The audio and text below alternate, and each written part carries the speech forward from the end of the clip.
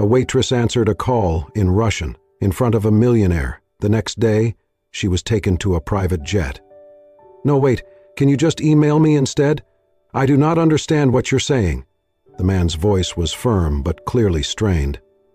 "I said I do not speak Russian.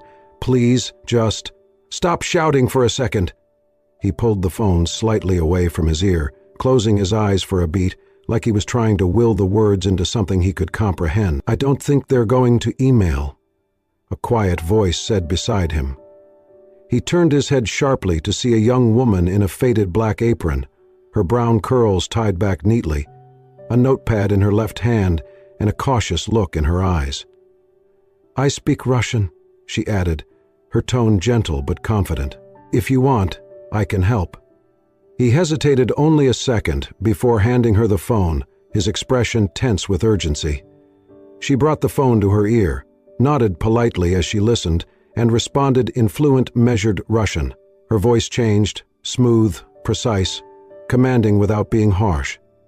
She asked for clarification, repeated a few details, scribbled something quickly onto a paper napkin, using the pen tucked behind her ear. Within 2 minutes, the conversation was over. She handed the phone back, folded the napkin, and slid it across the table toward him. "If you confirm Clause 4 via email by 5:00 p.m. Moscow time," she said calmly, "they'll proceed with negotiations. Otherwise, they'll assume you're rejecting the counterproposal and pull the licensing offer." He stared at her. For the first time in the last hour, his jaw unclenched. He blinked. "Once. You just helped me save the biggest deal I've been chasing all quarter." "I'm glad I could help," she said with a small smile. She turned to leave. "Wait." She paused. He reached into his jacket, pulled out a sleek silver business card, and offered it to her. "Alexander Stone, CEO, Stone International." She took it slowly, eyes flicking from the card to his face. "I'm Olivia," she said almost automatically, "but I just work here." He gave her a look, not amused, not dismissive, but searching. "If you ever want a job that matches what you're clearly capable of," he said, "call that number." Then he was gone. She stood by the counter a long time after, the card in her hand, the napkin with her translation still on the table. Outside, the rain had stopped, but the air still shimmered with the kind of tension that came before something changed. She tucked the card into the back pocket of her jeans, returned to her station, and resumed wiping tables. But inside her chest, something had shifted. She had no idea yet that a 5-minute phone call would be the start of a story far bigger than herself. Olivia let herself in quietly. The apartment was small, second floor, with peeling paint on the windowsill and the smell of disinfectant always lingering in the air. Her sister, Clara, was in the living room, where she always was, propped up with pillows, a book open but forgotten in her lap. Her eyes fluttered toward the door. "Hey, Liv," Clara said softly. "Is it morning or night?" "It's late," Olivia replied, setting down her bag and moving to check the IV drip. "You're okay." "I brought your favorite soup," Clara smiled, distracted. "The kind with the little noodles?" "The exact kind." Olivia's voice was steady even when her heart wasn't. 3 jobs, 6 prescriptions, and rent due in 4 days. Everything hung by threads she tied tighter each day. Still, she pulled out her worn notebook before bed, thumbing through Russian idioms and sentence constructions. The pages were frayed, scribbled over with notes from college days that had ended too soon. She read aloud a line from Pushkin, whispering it into the dark. "Even the darkest night will end." Then she closed her eyes and slept in the armchair next to her sister's bed. By morning, she had 2 missed calls and 1 text. "Good morning, Miss Olivia. This is Amanda, assistant to Mr. Alexander Stone. You are invited to a meeting at 3:00 p.m. today. Address, 4938 Ashwood Avenue." Her heart tripped. She reread it 3 times, the name, the address. She had expected a polite thank you at best, not this, not something that sounded significant. She spent the next 6 hours second-guessing her outfit. Nothing in her closet looked remotely meeting-worthy. She settled on a dark blouse, black jeans, and the only pair of shoes without visible scuff marks. Ashwood Avenue turned out to be a narrow road flanked by evergreens and electric gates. A guard checked her name, waved her through. She followed signs until she found herself standing in front of a vast hangar. Inside it, a sleek white private jet sat on the tarmac, stairway lowered, its engines humming low and ready. She stared, frozen. A woman in uniform approached with a smile. "Miss Olivia? Right this way." I thought I was here for a meeting," she said quickly, confused. "You are on board." Her legs moved before her brain did. She climbed the steps, heart pounding, sure this had to be a mistake. Maybe there was another Olivia. Inside, the cabin was all leather and quiet luxury, and at the far end, Alexander Stone stood, rolling up his sleeves, a cup of something steaming in his hand. "I guessed you were not a coffee drinker," he said, offering the cup. "It's hot cocoa. Real Swiss." She took it automatically. "I thought this was a conversation at a cafe." His mouth curved slightly. "We're going to Vancouver. The Russian delegation agreed to move the meeting up by 48 hours. I need you there." She blinked. This isn't what I do. I serve coffee. I work nights at the hospital. My sister—" He held up a hand, not in dismissal, but to slow her spiral. "You're also the only person I've met in 6 months who can make a Russian executive pause and smile. You know the language, you have presence. I don't need a professional interpreter with a decade of contracts. I need you." She looked down at the cup in her hands, then at him. "You barely know me." "I know enough. You listened, you acted, and you're here." The plane's door hissed shut behind her. Engines roared louder. "And if I say no?" He tilted his head. "You won't. Because something tells me you don't turn away when it matters." She let out a shaky breath and settled into the nearest seat. "What do I even wear to a negotiation?" He smiled for the first time. "You're wearing it." She looked down at her clothes, confused. "You showed up," he said. "That's enough." The jet taxied down the runway, and Olivia stared out the window, her heart still catching up to the rest of her. She didn't know where this was going, but she had stepped on the plane, and something in her, some tiny ember of hope, had just started to burn again.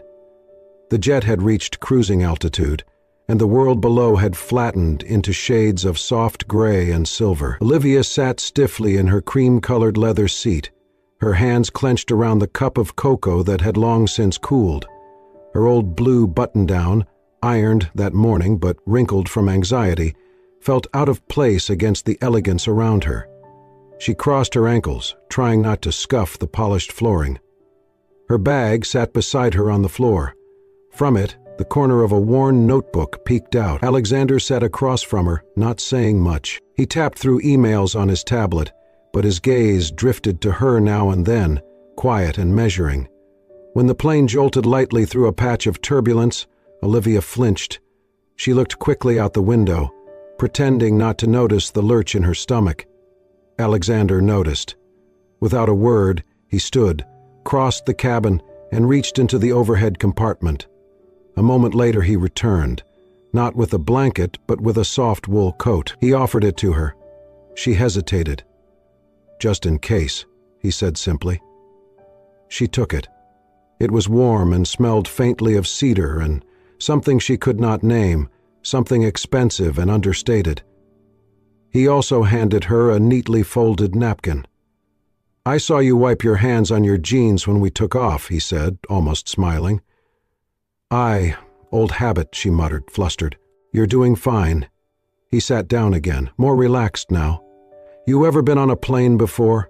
"Once," she admitted. "When I was 12, but it was economy, and bumpy." "This one's better," he said. Then, after a pause, "But I understand the nerves." She looked at him then, curiosity winning out over her anxiety. "You don't seem like someone who gets nervous." He leaned back, folding his arms. "That's the problem with suits in private jets. People assume they're armor." She smiled, surprised by his honesty. "My mother was a translator," he added. "Grew up in St. Petersburg. She taught me to count in Russian before I knew how to spell my own name in English." She must be proud, Olivia said softly. She passed away when I was 17. I'm sorry. He nodded. Me too. They sat quietly for a moment, the hum of the engines filling the space between them. Olivia glanced at her notebook, pulled it onto her lap and flipped it open. Pages of hand-written Russian phrases, underlined grammar rules, tiny vocabulary sketches. It was battered, but it was hers. Alexander noticed. That's not just something you picked up casually, he said. You've been studying for years, she admitted. Started in college. I had this dream of working for an embassy or maybe the UN, but life doesn't always agree with dreams. He didn't interrupt. I dropped out. My sister had a car accident. She needed round-the-clock care, so I took whatever jobs I could. Her thumb traced the notebook's edge. I kept studying, though. Not because I thought it would lead anywhere, just so I wouldn't forget who I wanted to be. Then she added, almost as if confessing, I studied things I was afraid to use, but at least it made me feel like I hadn't disappeared. He didn't speak right away. When he did, his voice was different, quieter. I've met hundreds of people who talk like they've earned the world, he said, but you're the first person I've met in a long time who speaks like they've survived it. She looked at him, startled. You're not invisible, Olivia. She felt something catch in her chest. Not a compliment, not pity, something heavier, warmer. He looked out the window. We land in an hour. I'll brief you on the meeting once we get closer. She nodded. Her heart was still fluttering, but not from altitude, and outside, the clouds slowly began to part. The boardroom inside the sleek glass tower overlooked the Vancouver harbor, where ships glided silently beneath the late afternoon sun. Inside, the tension was thick, a subtle dance of formal nods, porcelain cups, and carefully worded opening remarks. Olivia sat beside Alexander at the oval conference table, a slim microphone in front of her, a small glass of water untouched to her right. Across the table sat 5 Russian executives, sharp-eyed, their postures rigid beneath dark suits. The eldest, Mr. Antonov, was head of the delegation, his every word deliberate and weighted. She breathed in as he spoke, listening not just to the words, but the tone, the nuance, the way his eyes flickered between Alexander and the documents in front of him. Then she translated.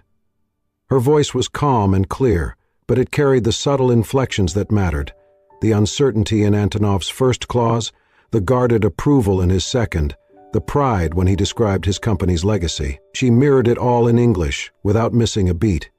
Alexander nodded occasionally, replying with measured confidence. She translated him back, slipping into Russian with the respectful formality expected in such a setting. At one point, when a younger Russian delegate made a joke under his breath, she didn't translate it directly, but found a way to mirror its humor in English, eliciting a small smile from Alexander and a chuckle from across the table. That was when Mr. Antonov's eyes warmed, just slightly. 2 hours in, they broke for tea. Olivia quietly reviewed her notes, flipping pages in her notebook with precision. Her heart pounded beneath her blouse, but on the outside she was a portrait of grace under pressure. By the end of the 3rd hour, the draft agreement was provisionally accepted, pending final revisions and board sign-off on both ends. Mr. Antonov stood and extended his hand to Alexander. You have our respect, Mr. Stone, he said in Russian. Then he gestured to Olivia. But the woman beside you, she has our hearts. Alexander blinked, surprised. Olivia translated, cheeks coloring. Antonov added with a smile, It is rare to feel understood in business. She made us feel both understood and heard. As they exited the building, the sun had already dipped, casting a golden sheen over the wet streets. Olivia walked a few steps behind Alexander, notebook clutched to her chest, unsure what came next. He paused near a park gate and turned. Come, he said softly. Let's walk a bit. They crossed into the quiet path under glowing street lamps. Trees whispered overhead. You were perfect, he said finally. She gave a small, self-conscious laugh. I was terrified. You didn't show it. I'm glad, she said, but I was. They walked in silence a few paces more. He glanced sideways at her. "You made me think differently today." "About what?" He stopped near the edge of a small fountain and looked out over the dark water. "About what it means to be good enough. I've been surrounded by Ivy League degrees, fluent speakers, and professionals who charge a fortune per hour." He paused. None of them ever made Antonov smile. She looked at him, uncertain. He turned to her, voice quieter now. "You reminded me that sometimes the best is not what you're told it is. It's not always the person with the longest resume. Sometimes it's the one who stayed up late, learning for no reason other than it mattered to them. The one who never expected the door to open."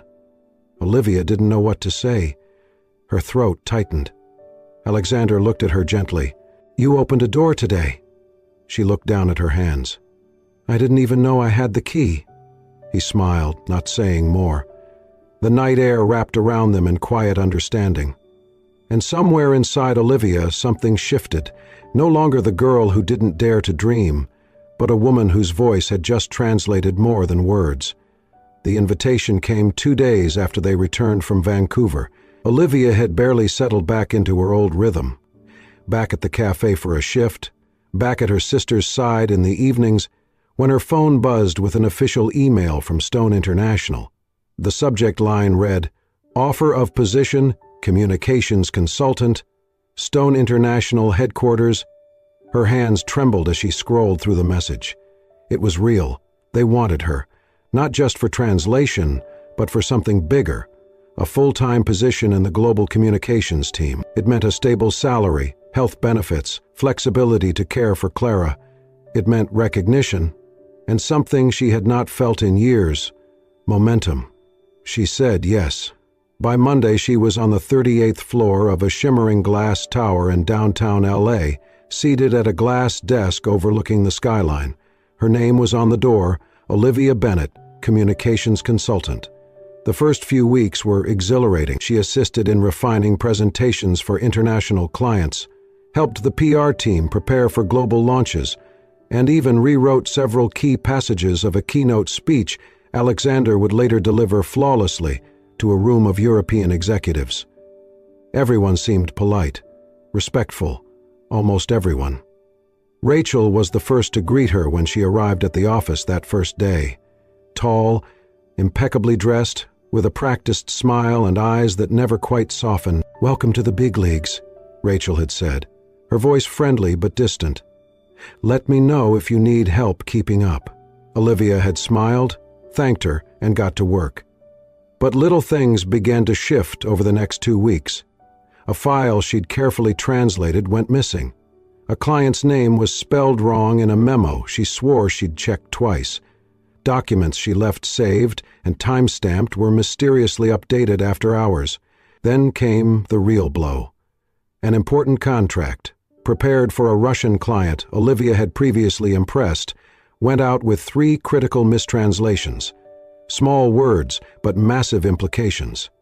The client responded immediately, furious, accusing the company of misrepresenting terms, threatening to walk away from the deal. Olivia was stunned when the news hit her desk. She opened her original file. The correct terms were there. She pulled up the one that was sent, identical in format, but altered, subtly, intentionally. She walked straight to Rachel's desk. "Did you have access to this file?" Rachel blinked, her expression picture perfect. "I help manage all outgoing client correspondence. Why?" Olivia said nothing. An hour later, she was called into HR. They didn't accuse her outright, but the subtext was clear. She was the last one to touch the file, as far as the logs showed. With the client relationship at risk, she was placed on temporary suspension, pending internal review. She packed her things slowly. Her hands didn't shake, but something in her chest did. By the time she reached the elevator, her badge had been deactivated. That night, she didn't sleep. Clara asked her what was wrong, but Olivia only smiled. "Just a mistake at work. I'll fix it." The next morning, she received a personal message from Alexander's assistant. "Mr. Stone requests your presence in his office at 9 o'clock evening. Please come directly." She wasn't sure if it was a summons or a goodbye. Still, she went. When the elevator opened onto the top floor, the hallway was silent. His office door was already open. She stepped inside. A single cup of hot cocoa sat on the edge of the large wooden desk, steam curling upward. Beside it, a handwritten note in deep blue ink. If you were brave enough to walk into the middle of a storm once, then today I believe you are brave enough to stand in the center of yourself. She looked up. Alexander stood by the window, arms crossed, his posture still and unreadable. He didn't say anything at first. She walked forward slowly, picked up the note, then the cocoa. "It wasn't me," she said, quietly. "I know." That stopped her. He turned around, finally meeting her gaze. "I've had IT pull the logs.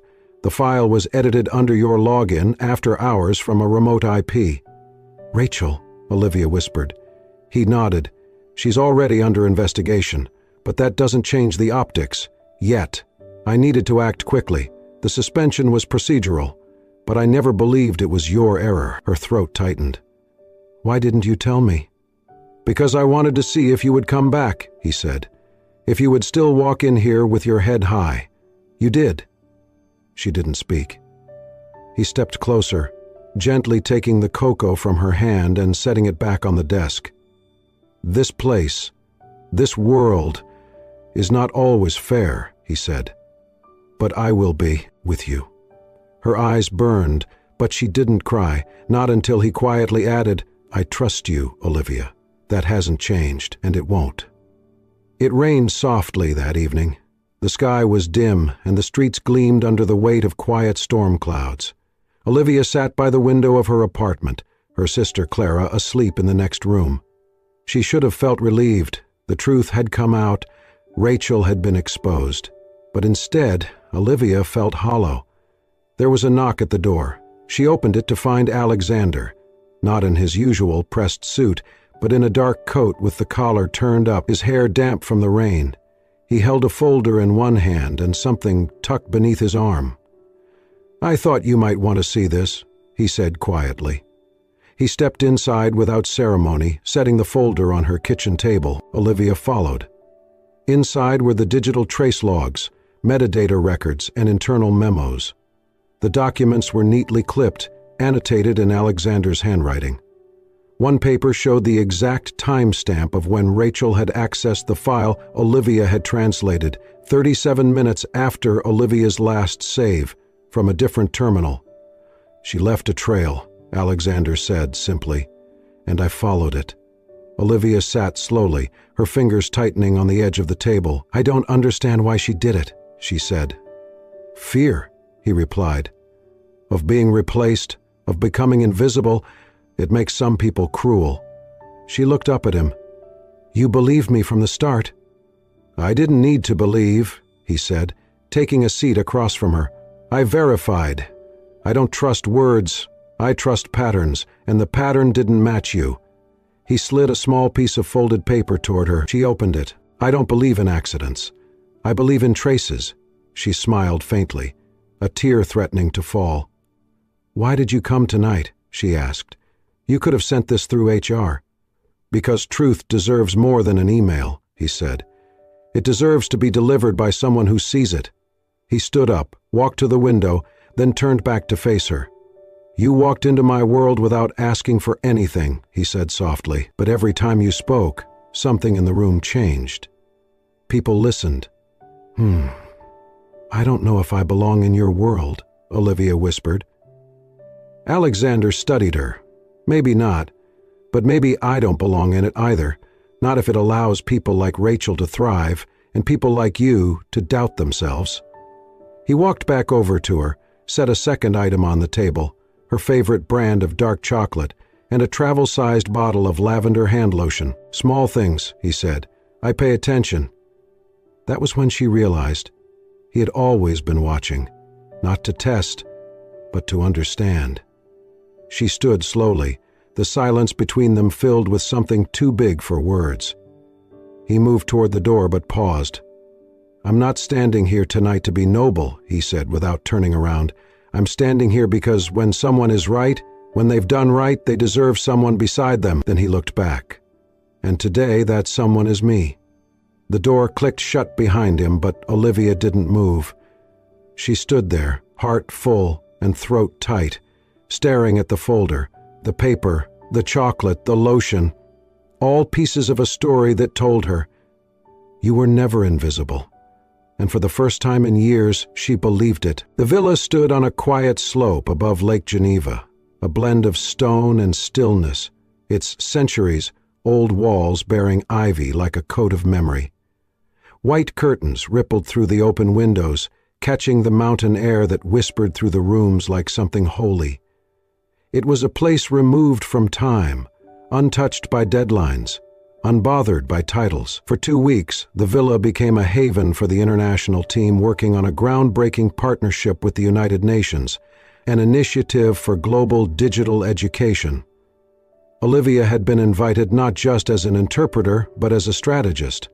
And Alexander, officially attending as CEO of Stone International, arrived with his usual command but seemed lighter here, more watchful, less armored. On the third evening, Olivia slipped into the library after dinner, drawn by the flicker of firelight and the scent of leather-bound books. Alexander was there, seated in a deep armchair by the window, sleeves rolled up, his tie gone. A book rested in his lap, forgotten. As he looked out across the darkening lake, he noticed her, but didn't speak right away. "It suits you," he said softly. She tilted her head, unsure. "The room? This place? Geneva?" "You," he clarified. She walked toward the fire, letting the warmth touch her skin. "It's peaceful," she said. "Feels like nothing bad could happen here." He nodded. "Or maybe it's just you. Maybe you carry peace with you." The quiet that followed wasn't awkward. It was the kind of silence that makes space for breath, for understanding, for things that don't need to be said. Later that night, Olivia returned to her suite.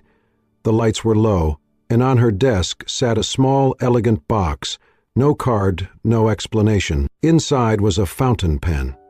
Midnight blue enamel, silver trim, her initials delicately engraved near the base. Along the barrel, in cursive so fine it looked like a whisper. "To the one who speaks in truths, not just in tongues." She stared at it for a long time, unsure if her chest was aching or simply full. Then came a knock. When she opened the door, Alexander stood there. No blazer, no corporate facade, just a man, quiet, unsure, holding his breath. "You liked it?" he asked, nodding toward the pen in her hand. She didn't answer, not with words. She stepped forward and kissed his cheek, not for effect, not for romance, but for truth. He didn't move, didn't say anything, just looked at her with something close to awe, and she looked back, open, unafraid. Whatever had been tentative between them wasn't anymore. They didn't fall into each other that night. They didn't confess undying love or plan a future. But something settled, something real.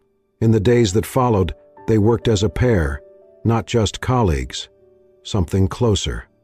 At meetings, their thoughts aligned before their words did. Over dinners, they talked not of business, but of beginnings. He told her about his mother, a quiet woman who had taught him Russian poems before bed, who never raised her voice but always made herself heard. She had passed when he was still young, and some part of him had gone silent with her. She'd told him about Clara, her sister's laughter before the accident, the way her eyes still lit up when the world made sense for a second, and how Olivia had learned to speak softer, slower, to reach her. Language, she said, was the thread that kept her stitched to the world. They never once asked, "What are we?"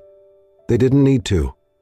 One morning, before the summit's final session, they stood in the stone kitchen sipping espresso, the early light filtering in. Alexander reached for a document, then paused, his hand grazing hers. "You're the first person I've ever wanted beside me," he said quietly. "Not behind me, not following. Beside." Olivia didn't speak. She just let her fingers linger on his for a moment longer. That was enough. The waters of Lake Como shimmered like liquid glass beneath the spring sun, their surface kissed by ripples of wind and light. A soft hush had fallen over the world, as if even time had stopped to watch. At the edge of a green cliff, cradled by cypress trees and crowned in history, stood a centuries-old castle, wrapped in white roses and climbing ivy. Lavender and lemon blossoms perfumed the breeze, weaving through silk drapes and ribbons that danced along stone railings. Bells chimed through the morning like whispers of something sacred. Within the sunlit courtyard, rows of white chairs had been arranged on the cobblestone terrace with careful intention. Each seat held a guest from a different chapter of the couple's life: executives, ambassadors, childhood friends, and quiet neighbors who once smiled at Olivia as she rushed to her third job. They sat now with phones put away and hearts open, bearing witness not just to a ceremony, but to a story that had unfolded in silence, through words, and finally into love. At the back, the music began, strings soft and swelling like breath, and then Olivia stepped into view. She walked slowly, steadily, dressed in a white gown of silk that caught the light like water. There were no diamonds sewn into the hem, no lace detailing her shoulders. The dress was simple, honest, like her. Like the journals she had once filled with Russian idioms and pages torn from forgotten textbooks. She did not hold a bouquet.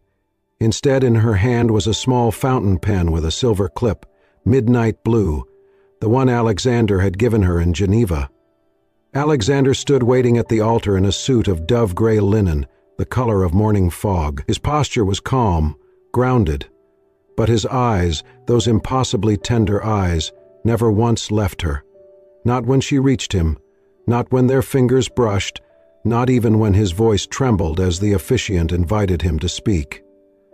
He inhaled, the sound barely audible, and then met her gaze. "When I met her," he began, voice low but unwavering, "she did something no one else had ever done. She listened before I had said anything." A gentle murmur moved through the guests.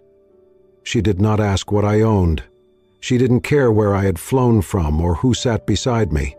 She answered a phone call in Russian, a language I did not know. And in that moment she rewrote every sentence I thought I understood about trust. But he paused. A faint smile flickered at the corners of his mouth. She saw me, not as I was, but as I could become. When it was Olivia's turn, she stepped forward without a tremor, though her heart thundered softly beneath her ribs. Her voice, when it came, was steady and sure. First, in Russian. "Я бы хотел быть колосом, когда ты молчишь. И тишиной, когда ты хочешь просточ вот-вот." Then, in English, "I promise to be your voice when you are quiet, and your silence when you just want to feel." She smiled through the shimmer in her eyes. "I will be the interpreter of your heart for the rest of our lives." From the front row, Clara clapped first, slowly, deliberately, from where she sat in her flower-draped wheelchair. Her joy lit up her face, as if she, too, had known all along that this moment would come. Then the bells rang once more.